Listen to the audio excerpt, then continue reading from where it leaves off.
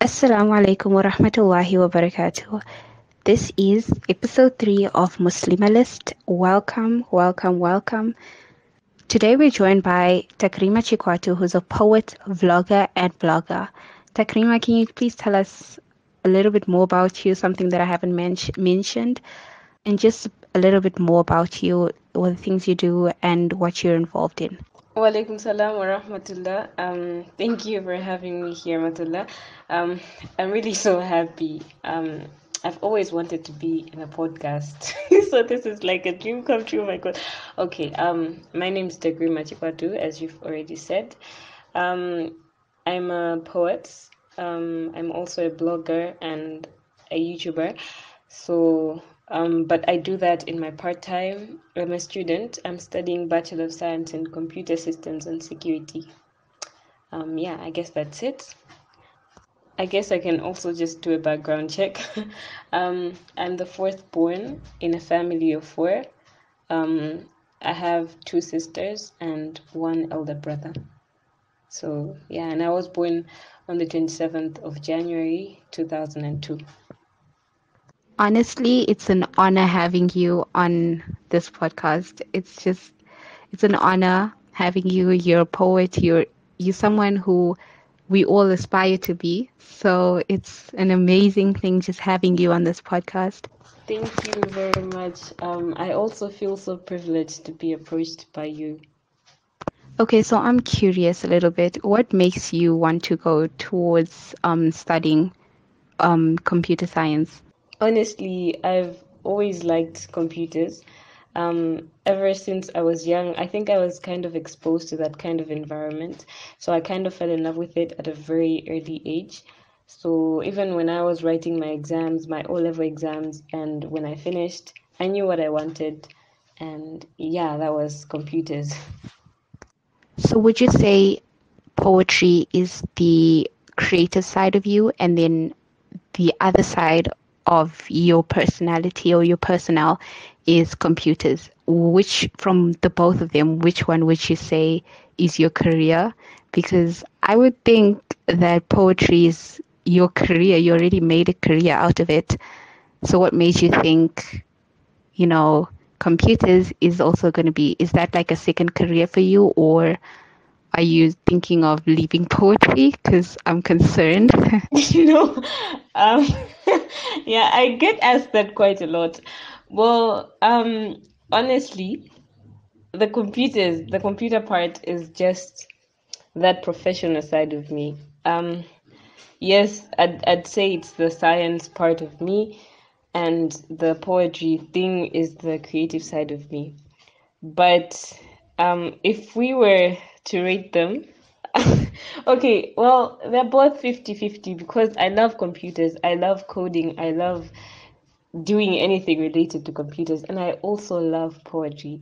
Um, yes, but it's not like I'm moving away from poetry. It's just that I can say that I'm currently just finding my way into poetry right now, so I cannot leave it, and I will never leave it because that's what I'm truly passionate about. But sometimes I feel like it will all depend on how the world is. Um, I could take poetry or being a creative as a career, but that would also depend because I feel like I take the computer stuff as a career mainly because it's professional. I'm going to have papers for that. Whilst the poetry thing, I just do it because I love it. And yeah. Okay, so poetry has elevated you amongst the Malawian community. You're known as a poet before you're actually known as a computer science student.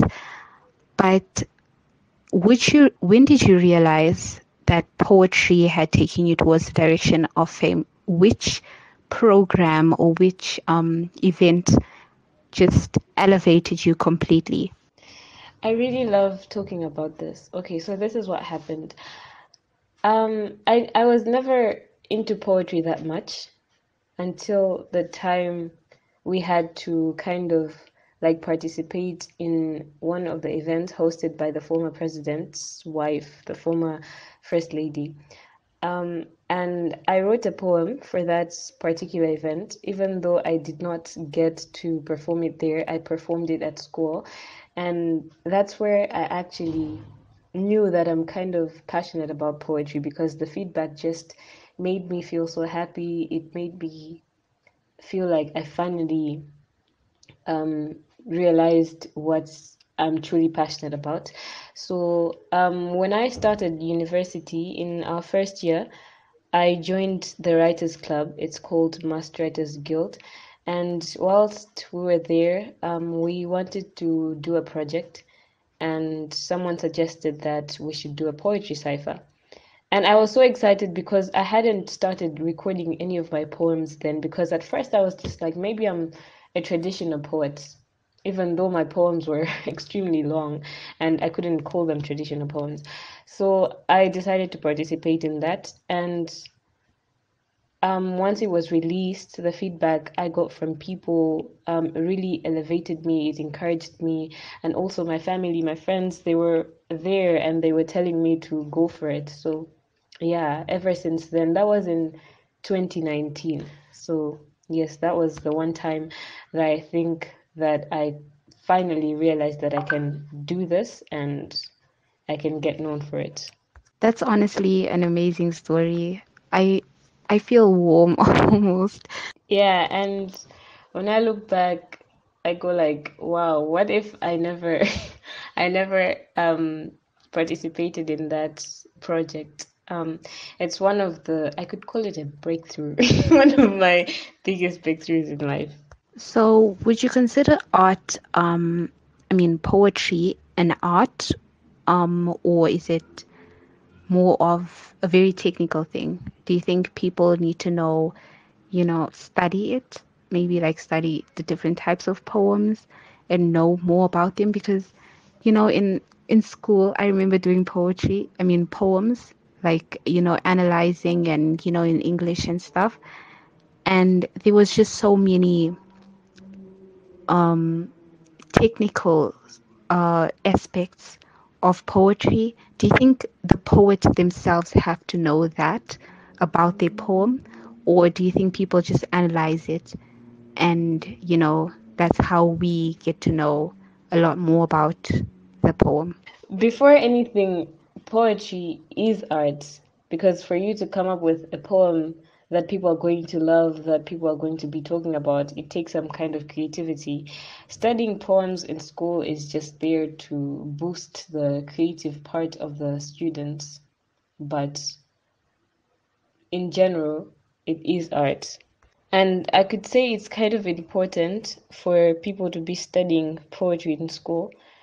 Not that everyone is going to like them, because I also at first I didn't like um I didn't like studying poems in school because they were just too much. And but if you take it on a different level, it could be used as something for a movement or something, because it's a way of spreading awareness, spreading messages. So it's kind of an important tool. It's an important aspect in life, I could say, or for development. Yeah. Would you say it's the writing portion of poetry or the reciting portion of poetry that brings you joy? It's actually the reciting part, not the writing part, but the reciting part. Of course, it's really, I find I'm usually happy when I'm writing something, but I enjoy reciting it more. So I read an article. I can't remember the publication, but it was an article about how one of your poems was used to inspire women to wear the hijab. Now, how do you feel knowing that someone out there is wearing the hijab because you told them that it was something to be proud of instead of being ashamed of it or hiding it away or feeling left out or peer pressured into, discarding the hijab, how does that make you feel that you've got a whole nation of people behind you and they are happy and excited and proud to be wearing the hijab just because your poem has made an impact in their life? It makes me so happy and so grateful. It's one of my most tearful events in life. Um, Doing poetry is not just about entertaining people. Of course, we do entertain people because we're artists, but it feels very different when someone actually hears the message and is gets inspired by it. So yeah, it's just out of this world. The feeling is just amazing. I'm just curious, are you introverted or extroverted? Because usually you would think poetry reciters are extroverted, but you would think poets are introverted. So, what are you? I'm an introvert, definitely an introvert. And I think most of my poet friends who are my peers are introverts. So I think the majority of poets are introverts. Do you think poetry is a gift? Like the ability to write poetry, is it a gift or is it for everyone? It's not for everyone, it's a gift. Of course, there are some instances where people have asked me to teach them how to write poems. And of course, you can learn how to write poems. But for you to enjoy, for you to be happy doing that, um, it's you cannot just wake up today and say, I think I want to be a poet. It's something that is inside you. Okay, so this is a very controversial question, but what is your favorite poem that you've written? This is a tough one. Um, I think I could put All Lives Matter as number one. Yeah, because it's one of the poems that when I listen to, I smile because I think, did I just do that? Was that me? So yeah, I think All Lives Matter takes the place. I would have said cover it, but that's just my personal preference. It has nothing to do with you. All your poems are really amazing. They're inspirational. They just make you feel warm and just so, I don't even know how to explain it. Every poem kind of gives you a different feeling, and I like that. But the next questions are very personal. The first question is, where do you think you feel the most happiest? Is it in the computer lab or computer science lab, or is it in your room when you're writing poetry? Or on stage when you're reciting your poetry? I did not expect this question to be that hard. Um, I'd say, okay, it's definitely not in the lab when I'm coding, but it's either when I'm writing or when I'm on stage. The stage makes me very nervous, but very happy at the same time. But I love seeing people. I love the stage. I love the stage. Writing makes me furious sometimes, it makes me emotional. I really do enjoy writing, but I think I'm most happy when I'm on stage and speaking because I love to see that reaction, that raw feedback from the audience. Honestly, I'd say the same thing because when you are on stage, you just have this renewed energy after you speak. It's honestly, it's and I could compare, like there's nothing that could compare to being on stage. But the next question is, what have you learned about yourself from this past pandemic period or just this past year in general? That I should never underestimate myself. Um, Last year was quite hard. Ever since COVID started, life hasn't been the same. It hasn't been easy, but last year was just different. So many unexpected things happened, things that I can never forget. But at the same time, I was also the happiest last year because I got to associate myself more with people that I always look up to. And that's where I learned that I do have that ability to be like them in the long run. So yeah, and that comes with being not being nervous, not underestimating yourself.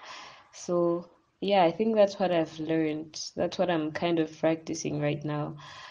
To always look up to myself, to always see the potential in me. Wow, that's just inspiring on a different level, like on a, can I say, personal or spiritual level? The next question is, what is something that people don't know about you that you wish they knew? I've never quite thought about this, but I wish people could understand how much I love fashion, how much I'm into fashion. I'm not a stylish person, but I really do love fashion, and I love how it speaks volume about a person, and yeah. I didn't know that part about you. The next question is, what quality do you admire the most about yourself? Apart from creativity, because honestly, I do like that part of me so much. But apart from that, I'd say humility and reliability, because, well, I'm not bluffing, but I am a reliable person. And also the fact that I'm a happy person. I love being in an environment where people are happy, people are smiling, because I really do like smiling. I smile a lot. So yes, I am a happy person. That's another quality that I really do like. That's really, really interesting. You're an amazing person. But what has been the most difficult thing about growing up? The most difficult thing has been adjusting to standards in our societies. Um, Being a Muslim in a non-Islamic society, in an Islamic country, looks easy, but it's not as easy. And especially when it comes to wearing the hijab, practicing Islam as it is supposed to be is quite hard. So I think being a Muslim in our societies, because I've never even attended an Islamic school, so I've always been in environments where we're we're all mixed. So we have Christians, and most of the time the majority are not Muslims. So that has been one of the hurdles growing up. Honestly, that is so true, and I don't think people understand the magnificence of it. But what advice would you give to somebody who's growing up in the same situation as you are? To not be afraid, to be bold, to stand for yourself in everything, and to never forget who you are despite what you do. Just, yes, you should reveal your true identity to everyone. It really inspires someone somewhere. Honestly, that's so inspirational, even to someone who wears hijab all the time. It's really good advice. But that's all the questions that I have for today. I wish we had so much more time. I wish we had like another 2 hours just recording this, but we don't really have much time. I hope you can come back again and record this again. And I really had a lot of fun. Um, it's too bad we just didn't have enough time. I really had so much fun too. I think this is one of my favorite interviews I've ever had. But yeah, I really hope we can do this another time again. And thank you for having me. Honestly, thank you so much for being here. Thank you so much for agreeing because I thought you wouldn't have agreed, but thank you so, so, so much for agreeing. And I guess this is goodbye. This is the most heartbreaking goodbye ever. But Assalamu alaikum wa rahmatullahi wa barakatuh. And you definitely coming back for a second interview. I hope that will be very soon. I really had so much fun, honestly. And wa alaikum salam wa rahmatullah.